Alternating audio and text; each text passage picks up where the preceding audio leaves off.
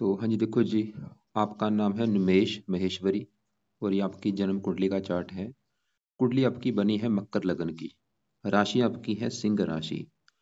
अगर देखो जी कुंडली की बात की जाए, ग्रह आपके अच्छे भी हैं बुरे भी हैं, जो कि मैं पूरा विस्तार से आपको समझाऊंगा। और जैसे कि आपने मुझे बताया है कि आपने मुझसे पहले कुंडली बना रखी है, तो मैंने आपको देखो जी बताया होगा कि कुंडली में 12 ग्रह होते हैं और 12 ग्रहों से कुछ ना कुछ देखा जाता है। और वो 12 अगर यहाँ पे मैंने दोबारा लिख रखे हैं, एक बार आपको मैं फिर रिपीट कर देता हूँ। ये जो एक लिखा है देखो जी, ये है आपका पहला घर, ये दूसरा घर, तीसरा, चौथा, पांचवा, छठा घर, सातवां, आठवां, नौवां, ये है आपका 10वां घर और 11वां और ये 12वां। ये जो 12 ग्रह हैं, इन ग्रहों से आपके बारे में पता किया जाएगा कुछ ना कुछ। जैसे कि पहले घर से देखा जाएगा कि आपका शरीर कैसा होगा, हेल्थ कैसी होगी, स्वभाव कैसा, रंग रूप कैसा। दूसरा घर धन जोड़ने का है। तीसरा घर छोटे भाई बहन। चौथा घर आपकी है माता, मकान, वाहन। पांचवा घर बच्चों का। छठा घर शत्रु, रोग, कर्जा। सातवां घर पत्नी का है। आठवें घर से आयु। नौवें घर से भाग्य है। 10वां घर काम काज। 11वां घर है लाभ और 12वें घर से आपके खर्चे देखे जाएंगे। मतलब हमने जो कुछ देखना है हमें वो घर देखना होगा और घर का जो मालिक बना है वो मालिक देखना होगा। जैसे कि अगर आपने अपने काम काज के बारे में जानना है, तो काम काज का घर है ये 10वां घर। और 10वें घर में देखो जी एक नंबर लिखा है 7, जो कि है तुला राशि, मालिक है शुक्र। तो हमें आपके काम काज के लिए 10वां घर और 10वें घर का जो मालिक है शुक्र है, तो शुक्र को देखना पड़ेगा। ऐसे ही अगर आपकी हमने माता के बारे में जानना है, तो चौथा घर आपकी है माता का घर। और चौथे घर में एक लिखा जो कि है मेष राशि, मालक बना मंगल। तो आपकी माता के लिए हमें मंगल को देखना पड़ेगा। तो हमने मतलब जो भी कुछ देखना है हमें वो घर देखना होता है और घर का जो मालक बना है वो मालक देखना होता है। अब देखो जी बात करते हैं भविष्यवाणी की।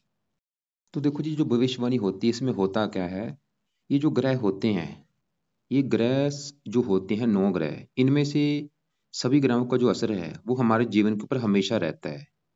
सबके देखो जी ऐसा कोई इंसान नहीं जिसके सभी ग्रह अच्छे हैं, जहाँ कोई ऐसा नहीं जिसके सभी ग्रह खराब है। सबके ग्रह अच्छे भी होते हैं बुरे भी होते हैं। सभी ग्रहों का असर हमारे जीवन के ऊपर हमेशा रहता है, लेकिन इनका असर कई गुना बढ़ जाता है इनकी दशा में।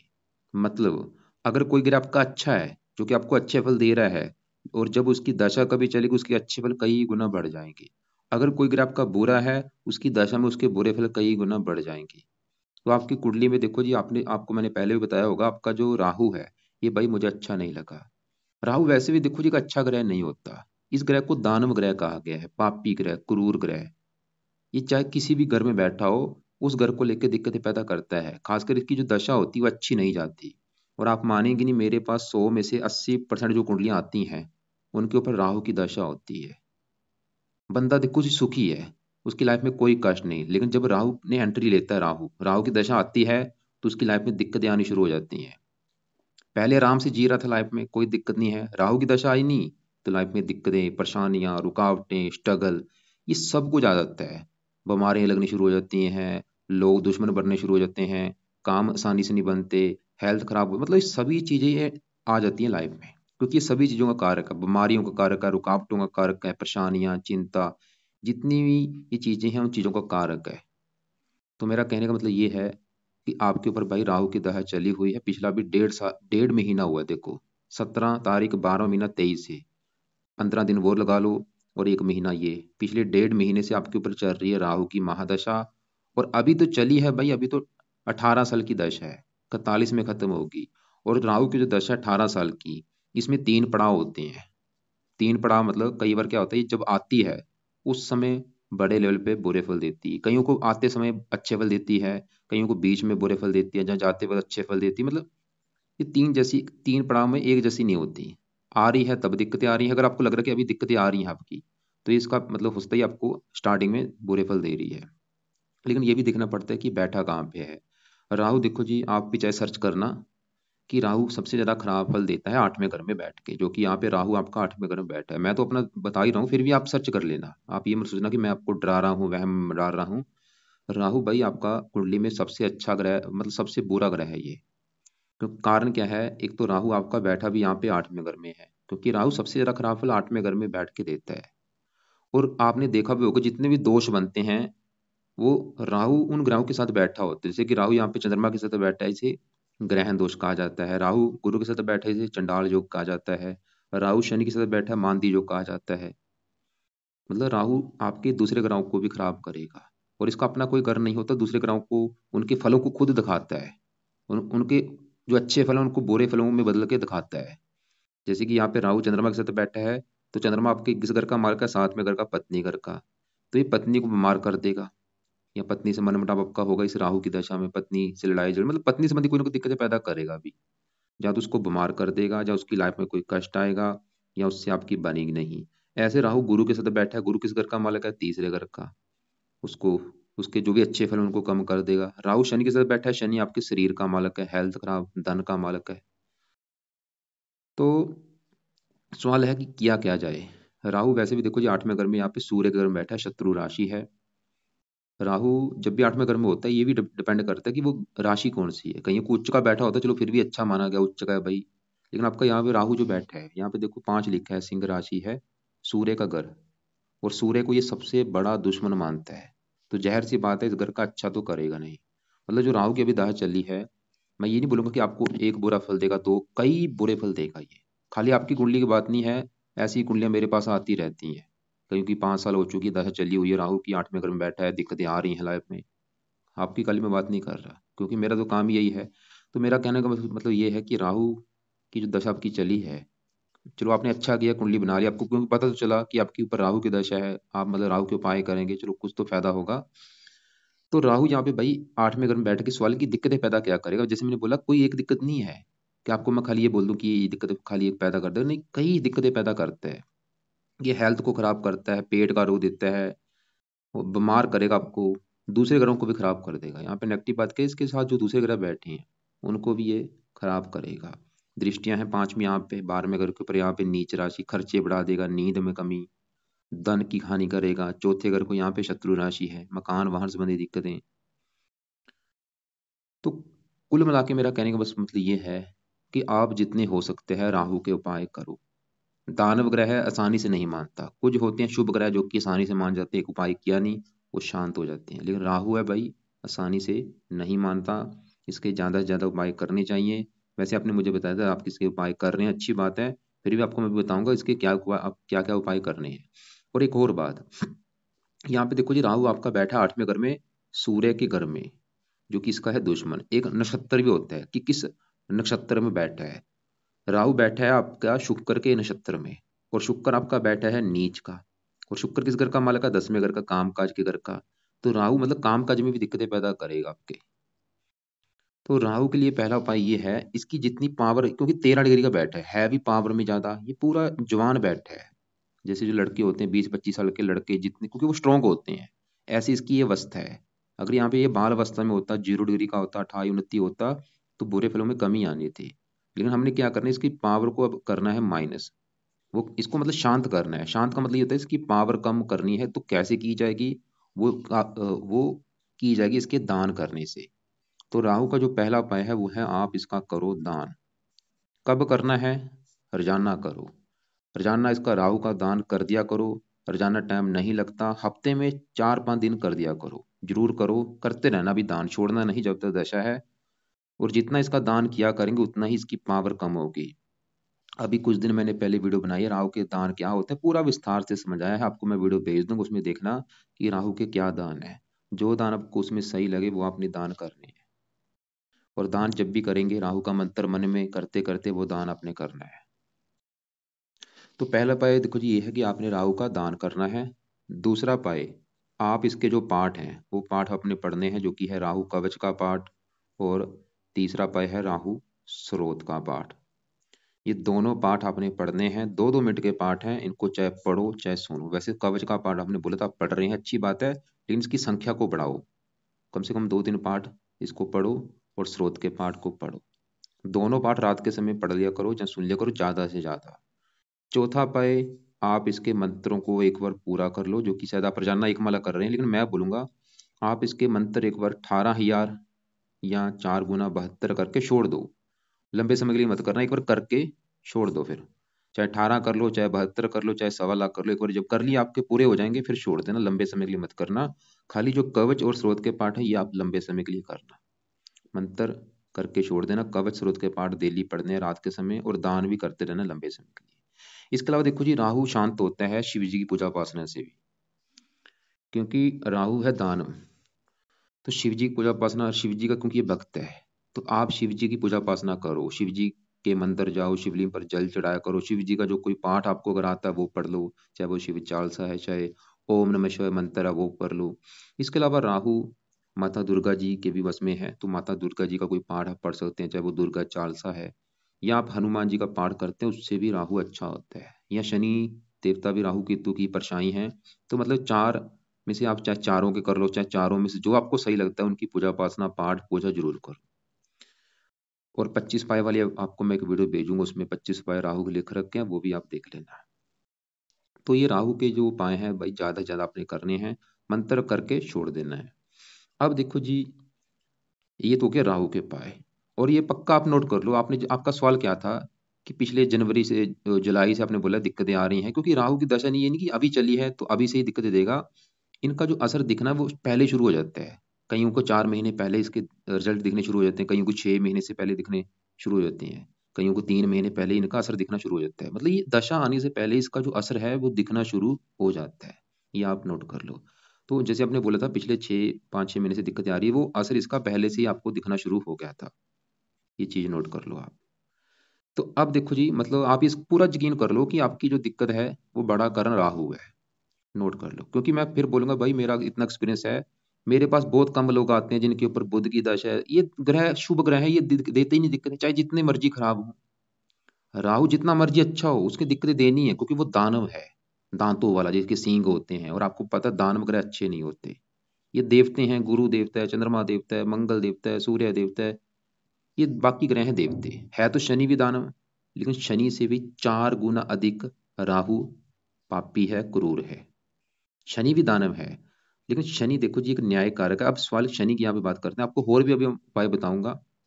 यहाँ पे शनि की बात करते हैं। शनि देखो जी, शनि आपका बैठा एक तो 8वें घर में, क्योंकि ये भी सूर्य का ग्रह है, शत्रु राशि में बैठा है, ऊपर से अस्त है, राहु के साथ बैठा है। लेकिन शनि की 3 दृष्टियां होती हैं। तीसरी पड़ेगी यहाँ पे 10वें घर के ऊपर, यहाँ पे उच्च राशि। मतलब शनि फिर भी हैंडल कर रहा है अच्छे फल देने के लिए आपको, मतलब 10वें घर का अच्छा करेगा, काम काज की रिगार्डिंग। 7वीं दृष्टि पड़ेगी दूसरे घर के ऊपर, अपना घर है, धन के लिए अच्छा है। 10वीं दृष्टि 5वें घर के ऊपर, संतान के लिए अच्छा है। लेकिन शनि के जो अच्छे फल उसमें कमी आ रही, क्योंकि वो अस्त है, पीड़ित भी है। तो शनि का भी आपने एक काम करना है जरूर। अगर ये शनि के उपाय करेंगे क्या क्या फायदे होंगे, क्योंकि ये लग्नेश भी है, यहाँ पे लगन दोष भी बनता है। जब पहले घर का मालक लग्नेश, क्योंकि जैसे आपको मैं एग्जाम्पल समझाता हूँ। जैसे देखो जी, घर होता है हमारा, घर में क्या होता है 5-6 मेंबर होते हैं, लेकिन एक मुखिया होता है जो घर को चलाता है। अगर मुखिया अच्छा है, समझदार है, तो घर अच्छी तरह से चलेगा। मुखिया अच्छा नहीं तो घर नहीं चलेगा। ये पूरी कुंडली का एक मालक होता है जिसे कहते हैं लग्नेश। पहले घर के मालक को लग्नेश कहा गया है, तो पहले घर का मालक होना है शनि। और शनि आपका भाई अच्छा नहीं, क्योंकि 8वें घर में जाके बैठा है, अस्त है। तो शनि को सही करो, क्योंकि ये लगन दोष की वजह से क्या होता है, लाइफ में स्ट्रगल करना पड़ता है, दिक्कतें परेशानियां रुकावटें। और शनि धन का भी मालक है। मतलब शनि को अगर आपने सही कर लिया, फायदे क्या होंगे, आपका जो लगन दोष है वो खत्म होगा, आपकी हेल्थ अच्छी रहेगी, आपके धन संबंधी दिक्कतें नहीं आएंगी, इसके जो अच्छे फल वो बढ़ेंगे। तो शनि के 1-2 उपाय आपने करना है। पहला उपाय, आपने रात के समय शनि का भी मंत्र आप जरूर करना है। चाहे एक माला, इसका ज्यादा नहीं तो कम से कम एक माला जरूर करो, इसका तो चाहे एक माला ही कर लो, ज्यादा नहीं चलो।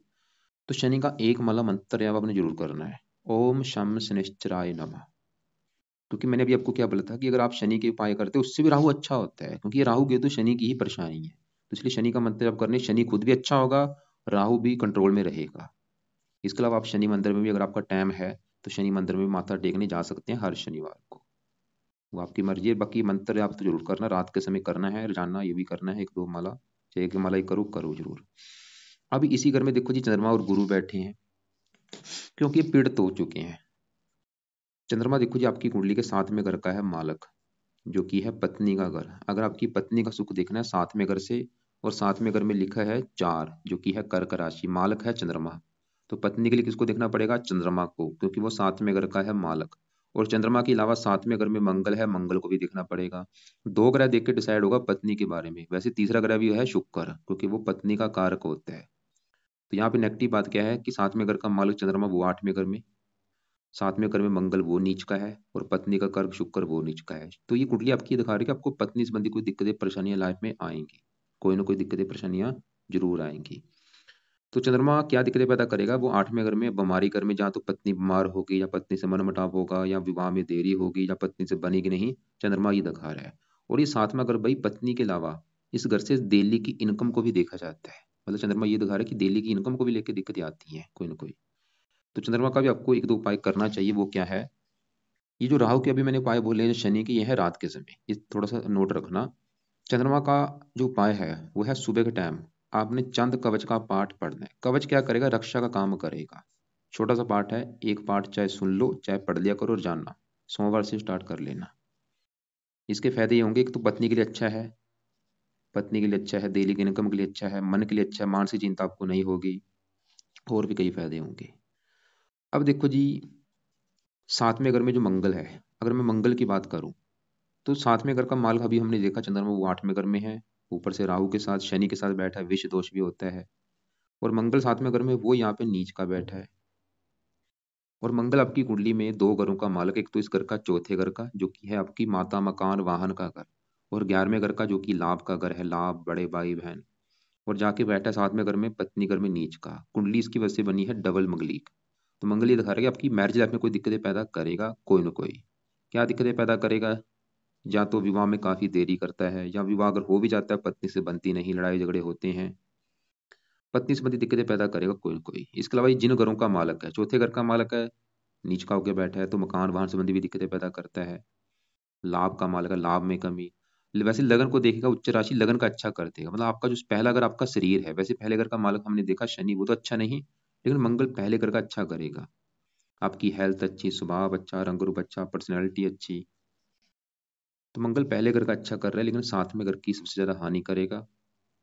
तो अगर भाई आपको ये ऐसी कोई दिक्कत है कि पत्नी से आपकी बनती नहीं है या पत्नी से लड़ाई झगड़े होते हैं, तो मंगल के आप उपाय कर सकते हैं। क्या उपाय है, पहला एक उपाय है आप इसकी पावर कम करो। वैसे यहाँ पे भी अच्छी बात है, बल कम लेके बैठा, बाल अवस्था में है, इसकी वजह से इसके जो बुरे फल हैं वो बिल्कुल कम मिलेंगे। लेकिन फिर भी आप इसको, अगर है दिक्कत आपकी ऐसी कोई पत्नी संबंधी लड़ाई झगड़े हैं, तो आप इसका दान कर दिया करो मंगल का। खासकर मंगलवार को लाल रंग की वस्तुओं का दान कर सकते हैं। और ये मत सोचना कि अभी दिक्कत नहीं है। अगर आपका हो सकता सवाल हो कि भाई मेरी पत्नी से तो अच्छी बनती है, लेकिन भाई कुछ भी हो सकता है, आगे दिक्कतें कोई भी हो सकती हैं, कोई भी दिक्कतें, मतलब आप समझ सकते हैं कोई भी दिक्कतें आ सकती हैं। तो ये दान आप कर दिया करो, वैसे तो मंगलवार के दिन इसका लाल रंग का दान कर सकते हैं। अब आगे बढ़ते हैं, क्योंकि यहीं पे देखो गुरु बैठा है। वैसे गुरु एक सरल नाम के विपरीत राजयोग लेके बैठा है। अ, ये 12वें घर का मालक है, त्रिक इसे कहते हैं, फार्मूला होता है छठा आठवां 12वां घर, इन्हीं घरों का मालक अगर इन्हीं घर में होता है तो इसकी वजह से एक योग बनता है, जो यहाँ पे गुरु लेके बैठे है। लेकिन अगर गुरु अकेला होता फिर तो गुरु ने देने थे अच्छे फल, लेकिन वो राहु के साथ बैठ चुका है, क्योंकि यहाँ यहीं पे राहु बैठा है। क्योंकि गुरु है देवता, राहु है दानव, ये योग बन जाता है चंडाल योग। तो अब यहाँ पे देखो जी, गुरु के उपाय चलो आप ज्यादा ना करो, चंद्रमा का कवच का पाठ तो जरूर पढ़ना, और मंगल का दान आपको मैंने बोला जरूर पढ़ लेना। दान इसका मंगलवार को मंगल का मंत्र करते करते दान आपने करना है। अब यहाँ पे 9वें घर में आपका बुध है, शुक्र है, इनकी बात करते हैं।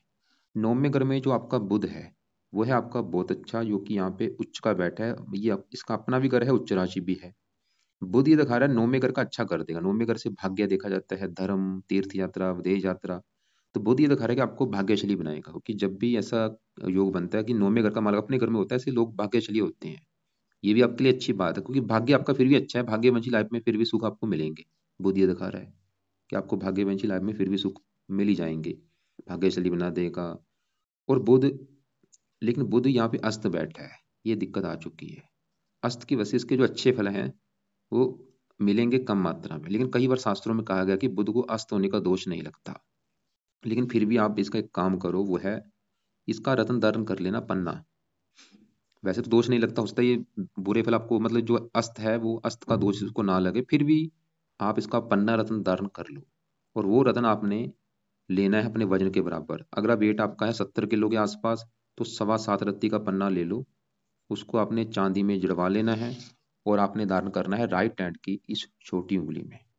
शुक्ल पक्ष के पहले बुधवार को धारण करना है पन्ना रत्न।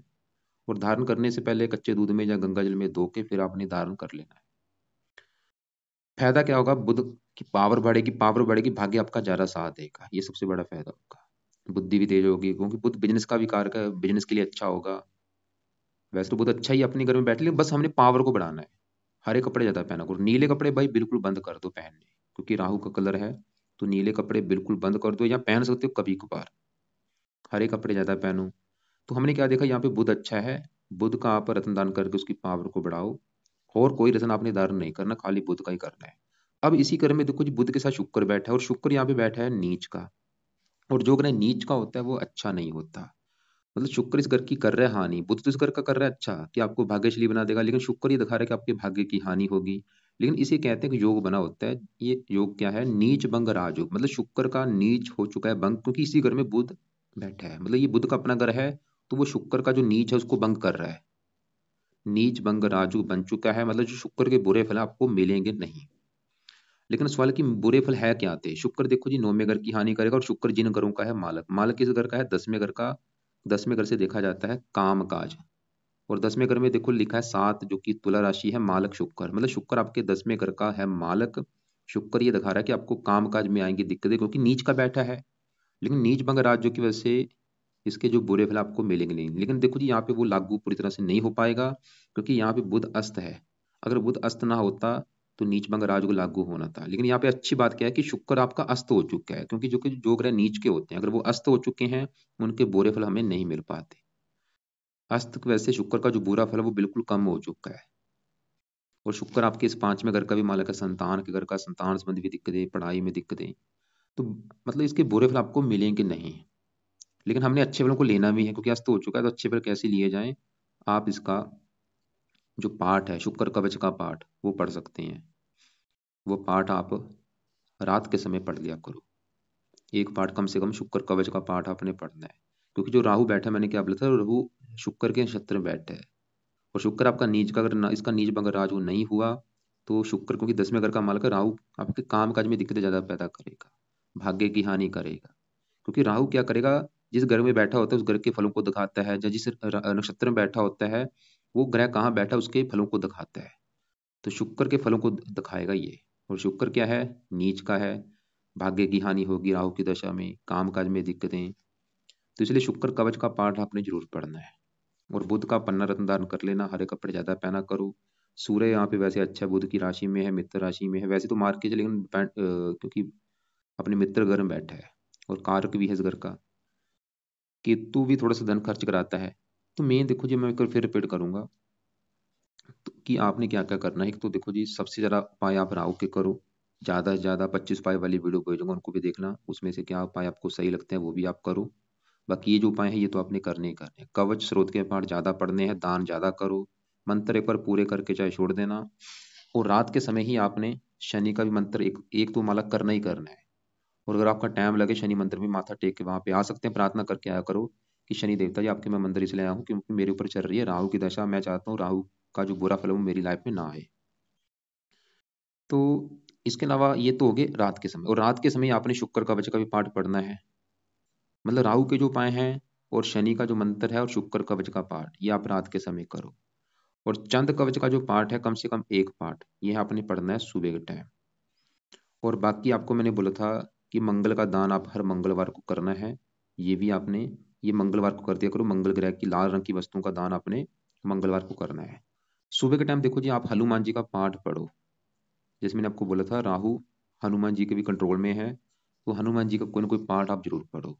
और हनुमान जी का पाठ करने से क्या फायदा होगा, एक तो सबसे बड़ा फायदा, राहु भी आपको कष्ट नहीं देगा। दूसरा फायदा, ये जो मंगल है, मंगल भी एक देवता है, मंगल के भी आगे जो देवता है वो हनुमान जी है। तो हनुमान जी का पाठ करने से मंगल दोष भी खत्म होगा, जो आपका ये नीच का बैठ है उसका भी बुरा फल आपको नहीं मिलेगा। और शनि भी आपका अच्छा रहेगा। तो हनुमान जी की पूजा उपासना, हनुमान जी का कोई पाठ जरूर पढ़ा करो। और बाकी देखो जी, आप ऐसा करना, आपकी मैं अभी पत्नी कुंडली देखूंगा। और आपने जैसे बोला था उसके ग्रहों का मुझे फल क्यों नहीं मिल रहा, उसके ऊपर देखो जी, अभी सूर्य की दशा मैंने देखी थी, वो चली हुई है, वो जो कि 12वें घर में बैठा है। और 12वें घर में बैठ के सूर्य अच्छे फल नहीं देगा, वो पिछले 2-3 साल हो चुके हैं चल रही है दशा। वैसे दूसरे ग्रह तो अच्छे हैं, बुध उसका लगन में बैठा है अच्छा है, लेकिन वो अस्त भी है। उसकी भी मैं कुंडली बनाऊंगा। लेकिन ये मत सोचना कि उसके ग्रहों का असर पूरी तरह से आपके ऊपर आएगा। वो कुछ असर होता है, मतलब जैसे आपकी कुंडली में विवाह संबंधी दिक्कतें हैं, अगर उसकी कुंडली में विवाह का सुख है तो फिर आपकी दिक्कतें नहीं आएंगी। वो कुछ असर होता है, ऐसा नहीं कि वो सभी असर आपके ऊपर आ जाएगा। कि उसका कुंडली में अगर काम काज का सुख अच्छा है तो उसकी वजह से आपको काम काज का सुख मिलेगा, ऐसा नहीं। थोड़ा बहुत असर होता है विवाह के रिगार्डिंग, जो पति पत्नी में लड़ाई झगड़े होते हैं वो चीज़ों का असर होता है। बाकी आपके ऊपर अभी कोई साढ़े सती नहीं है, डेया नहीं है, ये आपके लिए अच्छी बात है। तो बाकी आप मुझे एक बार कॉल कर लेना। इसके अलावा जो लक्ष्य मैं आपको वीडियो भेजूंगा उनको भी आप एक बार देख लेना। कल दोपहर को आप मुझे एक बार कॉल कर लेना, 1-2 से लेके 1-2 के बीच में, या शाम को कॉल कर लेना 6 और 7 के बीच में।